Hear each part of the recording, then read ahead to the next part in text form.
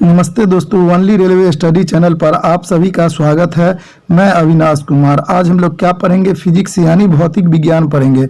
कौन सा चैप्टर पढ़ेंगे? प्रकाश, ध्वनि एवं कंपन पढ़ेंगे। अब अगर आप लोग हमारे चैनल को सब्सक्राइब नहीं किए तो हमारे चैनल को सब्सक्राइब कीजिए और साथ में बेल आइकन को प्रेस कीजिए ताकि हमारी वीडियो का नोटिफिकेशन अब तक के सबसे पहले पहुंच सके। तो चलिए क्वेश्चन देखते हैं। किसी काल्पनिक पिंड के अपनी माध्य स्थिति से अधिकतम विस्थापन को क्या कहा जाता है? आयाम कहा जाता है।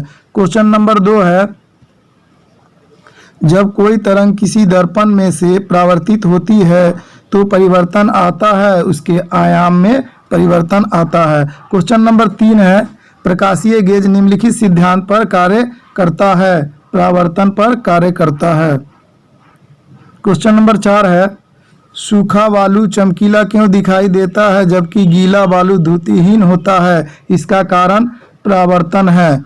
क्वेश्चन नंबर 5 है, मछुआरे को तालाब के किनारे मछली को भाले से मारने की कोशिश में उसे क्या करना चाहिए? मछली के नीचे ध्यान लगाना चाहिए। क्वेश्चन नंबर 6 है, किसी स्वच्छ जल वाले तालाब की आभासी गहराई वास्तविक गहराई से कम दिखती है, इसका कारण है अपवर्तन। क्वेश्चन नंबर 7 है, तरित की चमक उसकी गर्जन सुनाई देने से पहले देखने में आती है क्योंकि प्रकाश की गति ध्वनि की गति से अधिक होती है।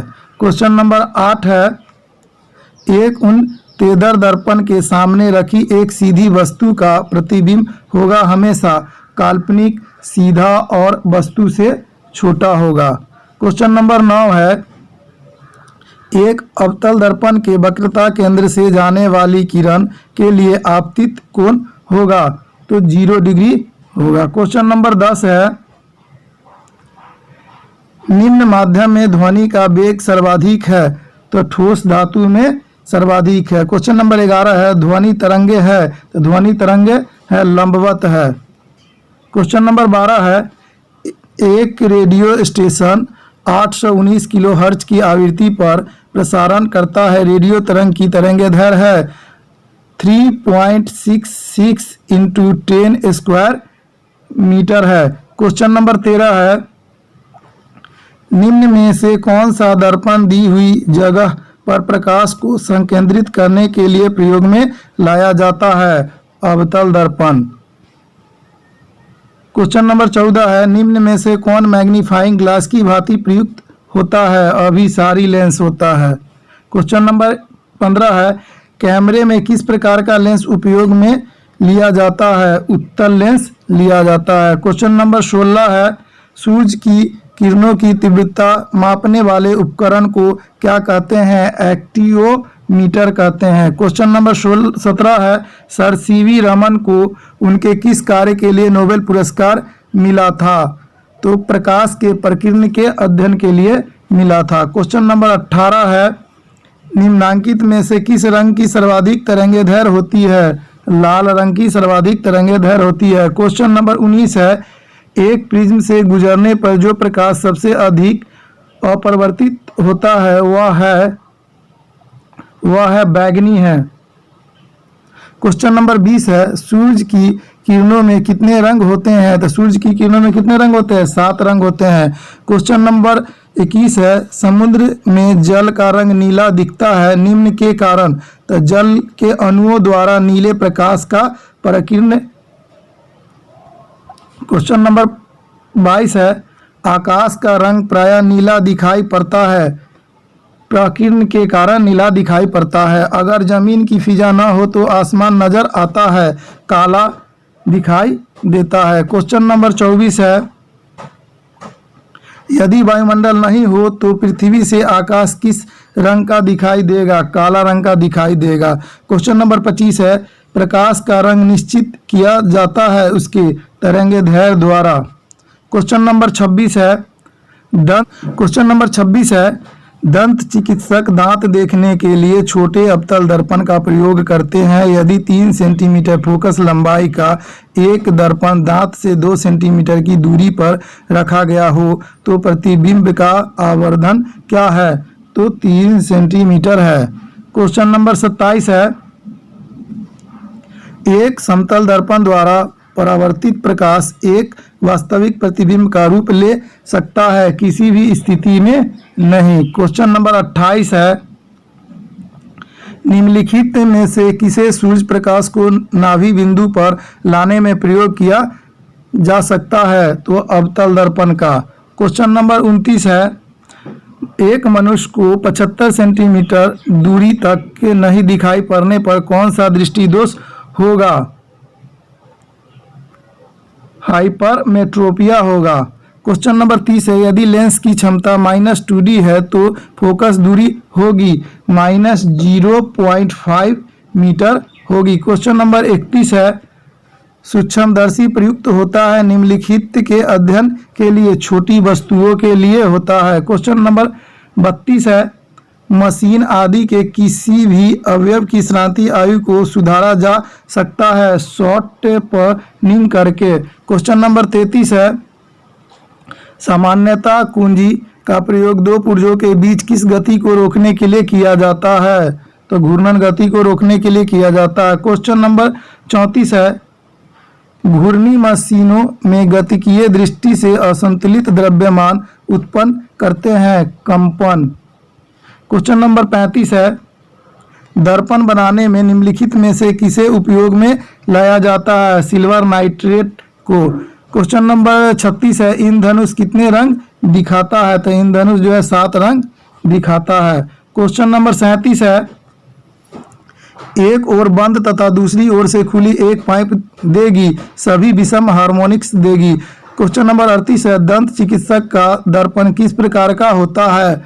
अवतल दर्पण होता है। क्वेश्चन नंबर 39 है, दर्पण के सामने खड़े एक व्यक्ति को अपना प्रतिबिंब स्वयं से बड़ा मालूम होता है, इससे ज्ञात होता है कि दर्पण है, तो अवतल दर्पण है।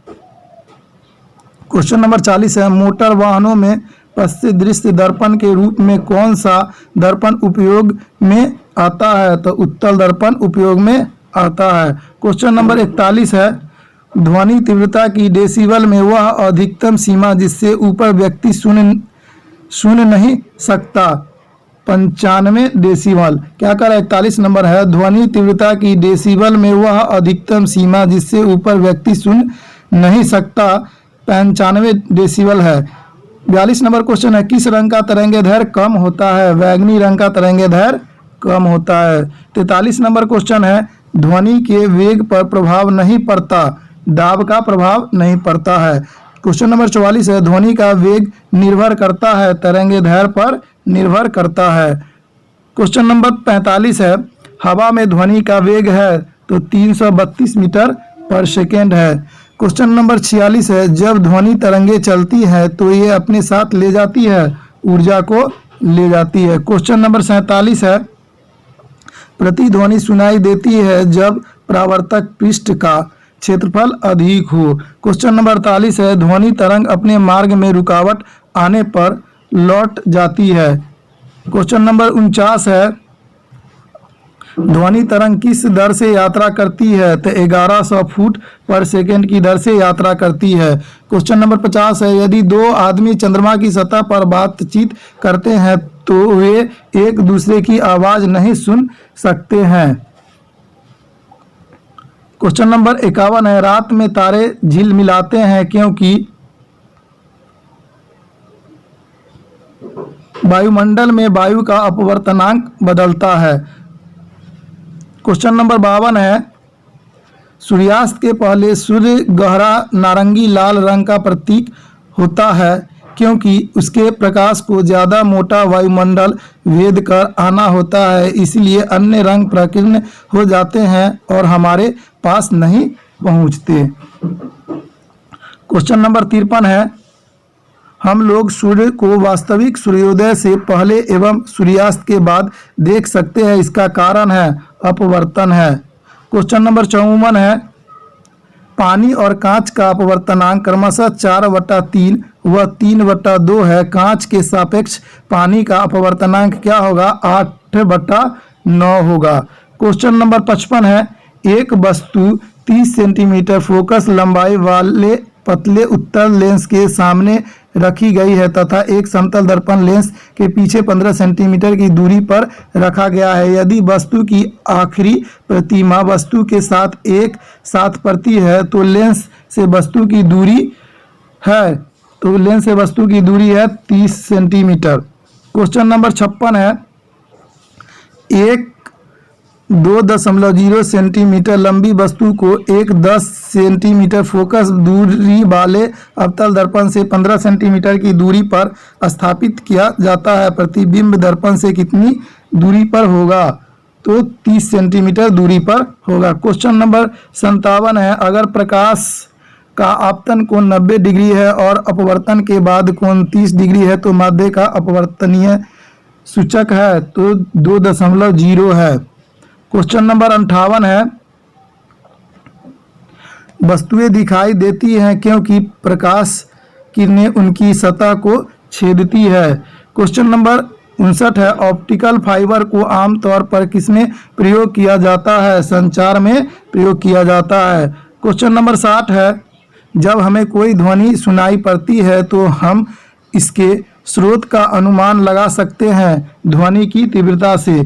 क्वेश्चन नंबर 61 है, वेल किसकी इकाई है? ध्वनि की इकाई है। क्वेश्चन नंबर 62 है, जब कोई तरंग एक स्थान से दूसरे स्थान तक जाती है तो परिवहन करती है तो ऊर्जा परिवहन करती है। 62 नंबर क्वेश्चन है, जब कोई तरंग एक स्थान से दूसरे स्थान तक जाती है तो वह परिवहन करती है, ऊर्जा परिवहन करती है। क्वेश्चन नंबर 63 है, आँख के रेटिना पर बना बिंब होता है वास्तविक और उल्टा होता है। क्वेश्चन नंबर 64 है, आँखों के दृष्टिपटल पर बनने वाला प्रतिबिंब है वास्तविक एवं उल्टा है। क्वेश्चन नंबर 65 है, कैमरे का कौन सा भाग आँख के रेटिना की तरह काम करता है? फिल्म काम करता है।